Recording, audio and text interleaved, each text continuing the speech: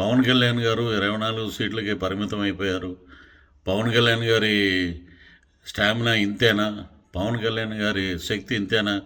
అనే వారందరికీ ఒకటే సమాధానం. పవన్ కళ్యాణ్ గారు ఒక పార్టీ అధ్యక్షుడిగా ఏం చేయాలో, ఎలా చేయాలో, రాష్ట్రాన్ని ఏ రకంగా మీ అందరికీ ఒక సామాజిక న్యాయం చేయాలి, అందరినీ అసెంబ్లీలో చూడాలి, అందరినీ మంత్రులుగా చూడాలి, రాజ్యాధికారంలో మీరు కూడా పాలు పంచుకోవాలని ఒక మంచి ఉద్దేశంతో వారు పార్టీని పెట్టడం జరిగింది.